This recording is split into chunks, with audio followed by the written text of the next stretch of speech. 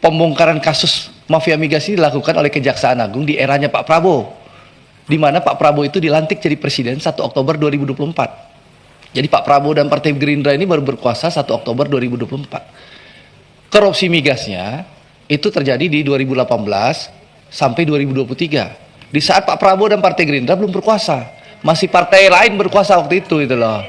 Tidak, waktu itu kan partai lain yang berkuasa. Karena Ahok dulu temannya presiden, Pak. Saktiman Raguna dulu. Jadi meskipun saya minta dicopot, nggak mungkin dicopot karena Ahok itu temannya presiden.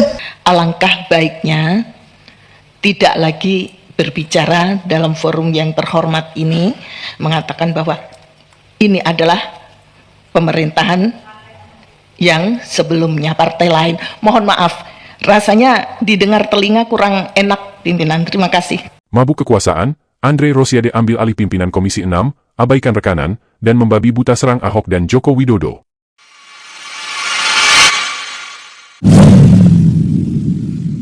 Lagi dan lagi, perilaku tidak beretika kembali ditunjukkan seorang kader Partai Gerindra, Andre Rosiade. Di depan para pimpinan lembaga yang menjadi rekanan DPR RI Komisi 6, Andre Rosiade ambil alih pimpinan Komisi 6 dari tangan fraksi PKB, dan mengatur jalannya rapat seolah-olah dialah yang menjadi pimpinan komisi. Namun alih-alih membahas persoalan yang ada di kelembagaan dan meneruskan aspirasi rakyat yang dia wakili, Andre Rosiade justru sibuk dengan urusan pribadi. Ya, Andre Rosiade memanfaatkan kesempatan rapat sakral di DPR, melampiaskan dendam pribadi, mengumbar kejelekan pemerintahan masa lalu dan sekaligus musuh bebuyutannya, Basuki Cahayapurnama. Namun tidak seperti rapat sebelumnya, di mana PDI Perjuangan yang menjadi bulan-bulanan Andre Rosiade hanya diam membisu. Kali ini, mulut Andre Rosiade disumpal oleh seorang kader PDI Perjuangan, Sadarestutiwati.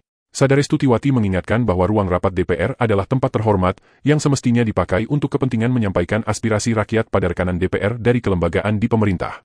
Adalah hal yang sangat tidak elok, menghabiskan uang rakyat, duduk berjam-jam, kemudian menerima uang perjalanan dinas, hanya dihabiskan dengan bergosip, mengungkit masa lalu sesuatu yang tidak mungkin dikembalikan lagi. Ruang rapat DPR sejatinya dipakai untuk mencari solusi menyelesaikan persoalan bangsa. Di sini, Sadarestutiwati seolah ingin mengingatkan Andre Rosiade bahwa Partai Gerindra adalah juga bahagian dari pemerintahan Joko Widodo di periode kedua. Partai Gerindra beralih mendukung Jokowi setelah Ketua Umum Partai Gerindra, Prabowo Subianto diangkat menjadi Menteri Pertahanan. Maka menyerang pemerintahan sebelumnya, atau partai penguasa sebelumnya, adalah ibarat pepatah, menepuk air di dulang, kepercik muka sendiri. Sangat ironi, bahwa di saat Prabowo Subianto sendiri mengakui bahwa jika bukan karena cawe-cawe Presiden Jokowi kala itu, Prabowo tidak mungkin memenangkan kontestasi pemilihan presiden, Andre Rosiade justru bertingkah pongah seolah mereka bisa memenangkan Prabowo hanya karena perjuangan Partai Gerindra sendirian. Sifat angkuh Andre telah membutakan mata batinnya untuk sebuah fakta tidak terbantahkan bahwa Partai Gerindra hanyalah partai underdog, jatuh di nomor 3 dalam pemilihan DPR, jauh di bawah Partai PDI Perjuangan dan Partai Golkar. Kemenangan Prabowo sendiri menjadi presiden 2024, bukan karena kehebatan dan perjuangan Partai Gerindra sendiri.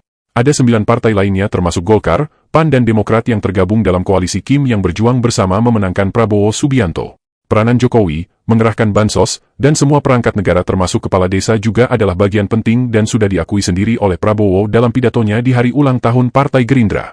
Namun nampaknya, mabuk kekuasaan telah membutakan mata Andre melupakan siapa mereka sesungguhnya.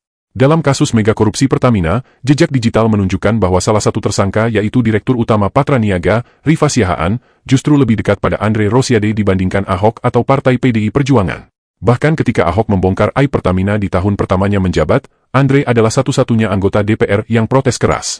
Andre bahkan minta ke Presiden Jokowi agar mencopot Ahok dari jabatannya sebagai Komisaris Utama Pertamina. Nampaknya kehadiran Ahok di Pertamina mengusik teman dekat Andre, Rifa Siahaan dan kawan-kawan yang kemudian membuat Andre meradang. Sampai saat ini, ketika Ahok sudah tidak menjabat lagi, Andre Rosiade justru memanfaatkan jabatannya sebagai Wakil Ketua Komisi 6 yang membidangi BUMN termasuk Pertamina, membungkam lawan-lawan politiknya, terutama yang berusaha membongkar aib kisah perampokan anggaran negara di Pertamina. Maka tingkah laku Andre Rosiade, mengambil alih pimpinan Komisi 6 di saat rapat dengar pendapat dengan rekanan dan menghabiskan waktu rapat hanya untuk curhat menjelek-jelekan pemerintahan sebelumnya cukup mengundang tanda tanya. Apa yang sebenarnya ingin disembunyikan Andre Rosiade mendukung Prabowo Gibran? Tuliskan jawaban kalian di kolom komentar di bawah video ini, dan jangan lupa like dan subscribe, agar channel ini dapat berkembang. Terima kasih.